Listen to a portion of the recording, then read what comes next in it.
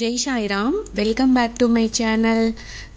இன்னைக்கு பிரம்ம முகூர்த்த பூஜை 37வது நாள். எப்பவும் போல் காலையில் 4 மணிக்கே எழுந்திரிச்சு குளிச்சுட்டு வழக்கமாக என்னோட பிரம்ம முகூர்த்த பூஜையை நல்லபடியாக செஞ்சு முடிச்சிட்டேன். நீங்களும் பிரம்ம முகூர்த்த பூஜை செய்கிறவங்களா இருந்தால் கண்டிப்பாக நீங்களும் நல்லா செஞ்சுருப்பீங்கன்னு நினைக்கிறேன். இன்னைக்கு இந்த பதிவில் நான் காமாட்சி அம்மன் விளக்கு பற்றி தான் நான் ஷேர் பண்ண போகிறேன். என்னோட சேனலுக்கு தொடர்ந்து சப்போர்ட் பண்ணுங்கள். ப்ளீஸ் லைக் பண்ணுங்கள், ஷேர் பண்ணுங்கள், கமெண்ட் பண்ணுங்கள்.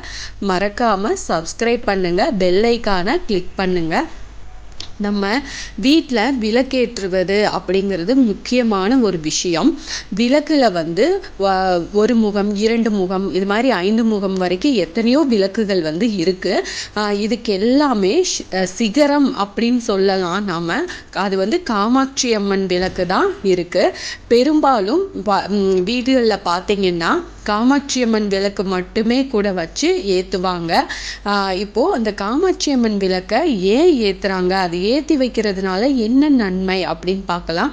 உலக மக்களின் நன்மைக்காக தவம் இருந்தவர் காமாட்சி அம்மன். அவர் அப்படி தவம் இருந்த வேளையில் சகல தெய்வங்களும் காமாட்சி அம்மனுக்குள் அடங்கிச்சாமா. அப்போது இதன் காரணமாக தான் காமாட்சி அம்மனை வழிபட்டாலே ஒருத்தருக்கு அனைத்து தெய்வங்களையும் வழிபட்ட பலன் கண்டிப்பாக கிடைக்குமா. காமாட்சி அம்மனுக்குள் சகல தெய்வங்களும் அடக்கம் என்பதனால ஒவ்வொருவருக்கும் தங்களுடைய குலதெய்வத்தை நினைத்து கொண்டு காமாட்சி அம்மன் விளக்கை ஏற்றி வணங்குவது அப்படிங்கிறது ஐதீகமாக இருக்குது. இதனால் அந்த வீட்டில் இருக்கிறவங்க காமாட்சி அம்மனோட அருளும் அவரவர் குலதெய்வத்தின் ஆசையும் கண்டிப்பாக பரிபூர்ணமாக கிடைக்கும். ஒரு சிலருக்கு அவங்களோட குலதெய்வமே எது அப்படின்னு தெரியாமல் இருக்கலாம். அப்படிப்பட்டவங்க கூட காமாட்சி அம்மனை நினச்சி குலதெய்வமாக நீங்கள் நினச்சி அந்த காமாட்சி அம்மன் விளக்கை ஏற்றினாலோ அம்பால வழிபட்டு வந்தாலோ, நீயே என் குலதெய்வமாய் இருந்து என் குலத்தை காப்பாற்று அப்படின்னு சொல்லி நாம் விளக்கேற்றி வழிபாடு செஞ்சோம் அப்படின்னா அந்த காமாட்சி அம்மன் தீபம் அதை வச்சு நீங்கள் வழிபாடு செஞ்சீங்கன்னா உங்களுக்கு கண்டிப்பாக அனைத்து தெய்வங்களின் அருளையும் ஒன்றாக பெற்று தரும். உங்கள் குலதெய்வத்தோட ஆசீர்வாதமும் பரிபூர்ணமாக கிடைக்கும். திருமண சமயங்களில் கூட பார்த்தீங்கன்னா மணமக்கள் கையில் காமாட்சி அம்மன் விளக்கை ஏந்தி கொண்டு வலம் வர சொல்லுவாங்க. திருமணமாகி கணவர் வீட்டுக்கு மணப்பெண் செல்லும் போது கூட முதல்ல காமாட்சி விளக்கை தான் ஏற்ற சொல்லுவாங்க. அதோடு காமாட்சி விளக்குல குலதெய்வமும் இருந்து அருள் புரிவதனால முதல்ல இந்த விளக்கை ஏற்றுவது மூலம் அவர்களின் குலம் தலைத்து வளரும் அப்படிங்கிறது நம்பிக்கை. மங்கள பொருட்களில் பார்த்தீங்கன்னா மிகவும் முக்கியமாக இந்த காமாட்சி அம்மன் விளக்கும் ஒன்று. காமாட்சி அம்மன் விளக்கு அவ்வளவு புனிதமானதுங்க. இதில் கஜலட்சுமி உருவம் கூட பொறிக்கப்பட்டிருக்கும். சிலர் அந்த விளக்கும் ஏற்றுவாங்க. அம்பாள் நடுவில் 2 சைடும் யானை வச்சும் இருக்கும். அந்த விளக்கும் ஏற்றுவாங்க.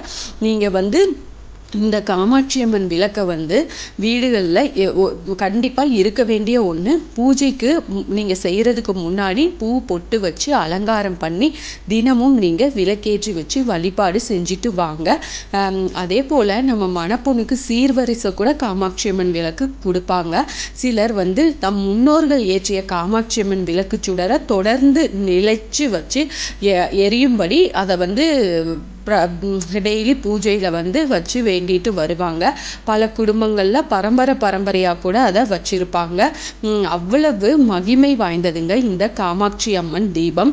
அதனால் உங்களுக்கு குலதெய்வம் தெரியலையே அப்படின்னு நினச்சாலும் நீங்கள் நம்ம காமாட்சி அம்மன் தீபம் ஒன்று இருந்தால் போதுங்க.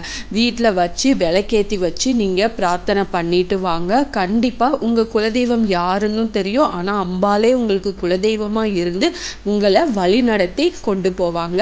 அவ்வளவு மகிமை வாய்ந்ததுங்க காமாட்சி அம்மன் தீபம். அதனால கண்டிப்பாக உங்கள் வீட்டில் முடிஞ்ச வரைக்கும் நீங்கள் ஏற்றி வழிபாடு செய்யுங்க.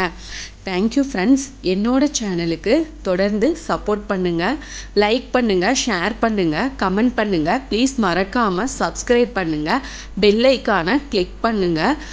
எனக்கு இது போன்ற ஆன்மீக பதிவுகள் எனக்கு தெரிஞ்ச எல்லாத்தையும் உங்ககிட்ட ஷேர் பண்ணுறேன். மீண்டும் அடுத்த பதிவில் சந்திப்போம்.